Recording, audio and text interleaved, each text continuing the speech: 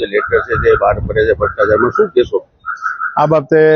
અમારા હિત શત્રુઓ અથવા તો પાર્ટીના અથવા તો પાર્ટી બહારના કોઈ પણ દ્વેષથી પીડાતા અથવા તો કોઈ પણ જાતની ઈર્ષાથી પીડાતા હિત શત્રુનું આ કોઈ કામ છે અને મારી પ્રતિષ્ઠાને નુકસાન કરવા માટે, મને બદનામ કરવાના ઈરાદાથી આ પ્રકારની પત્રિકા વાયરલ કરવામાં આવે છે. નગરપાલિકાની ચૂંટણી વખતે પણ આવી પત્રિકાઓ વાયરલ થયેલી અને એના જ ભાગરૂપે એવા જ કોઈ તત્વો દ્વારા આ પ્રકારની પત્રિકાઓ બહાર પાડવામાં આવે છે. તો સાહેબ, ઘણા બધા એવા મુદ્દા લખેલા છે, તમારી આક્ષેપ કરવામાં આવ્યા છે, વારંવાર તમારું જ કેમ લેટર વાયરલ થાય છે? ના, અમારા બીજા પદાધિકારીઓ માટે પણ અગાઉ પત્ર વાયરલ થયેલા છે અને આ બાબતે મેં જિલ્લા પોલીસ વડાને રજૂઆત કરી છે અને તપાસ માંગી છે અને જવાબદાર વ્યક્તિ સામે કાયદેસરના પગલાં લેવા માટે પણ રજૂઆત કરી છે. આજે મારા વિરોધમાં આક્ષેપ કરતી કેટલીક પત્રિકાઓ વાયરલ થયેલી છે.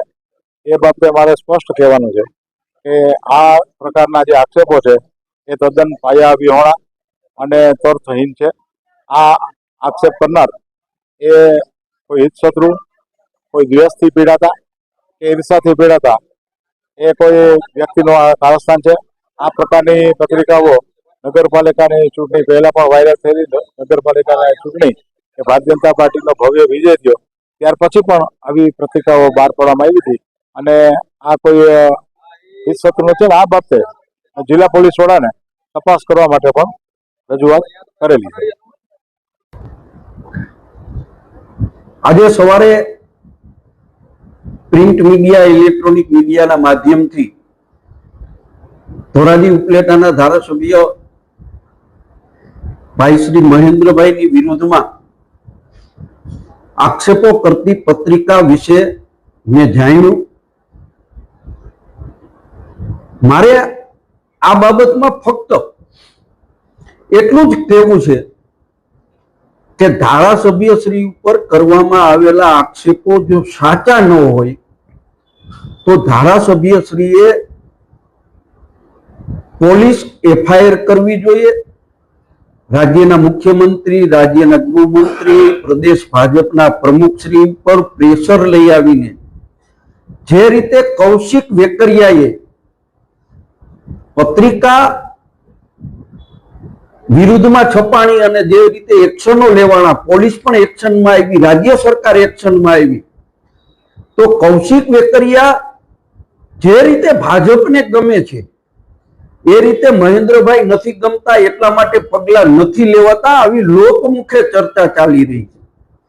અને ધારાસભ્ય જો ખરેખર સાચા હોય અને આ આક્ષેપો ખોટા હોય તો એમને પોલીસ ફરિયાદ કરવી જોઈએ, પત્રિકા કાંડના મૂળ સુધી પહોંચવું જોઈએ. આ પહેલી જ પત્રિકા નથી.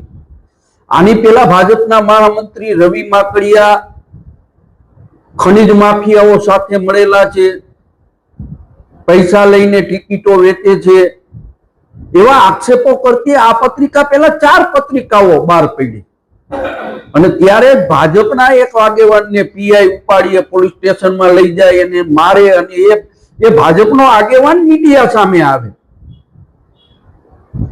તો આ પત્રિકામાં પણ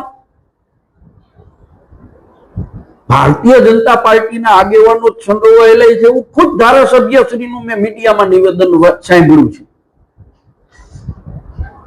અમે તો કોઈ ઉપર વ્યક્તિગત આક્ષેપબાજીમાં પડવા નથી માંગતા. એ રવિભાઈ માકડિયા હોય કે અમારા ધોરાજી નગરપાલિકાના પૂર્વ પ્રમુખ જે 13 દિવસ માટે પ્રમુખ થયા સંગીતાબેન બારોટ, ત્યારે પણ અમે મીડિયા સામે કહ્યું હતું કે ભાઈ કોંગ્રેસનો કોઈ કાર્યકર્તા એના દારૂની બોટલ સાથેના વિડીયો કે હોકા પત્તા વિડીયો અમે વાયરલ કર્યા નથી અને વાયરલ કરવાની અમે મનાઈ પણ કરી હતી, કારણ કે અમારી ધોરાજીની આબરૂ હતી. ધારાસભ્ય પણ ધોરાજી ઉપલેટાની આબરૂ છે અને ધારાસભ્ય શ્રીએ ખરેખર સરકાર ઉપર પ્રેશર લઈ આવીને આ પત્રિકાઓ બહાર પાડનારા લોકો ઉપર પગલા લેવા જોઈએ. નકર લોકો એવું માનશે કે ના આ પત્રિકા સાચી છે, ધારાસભ્ય શ્રી હપ્તા લેતા હશે.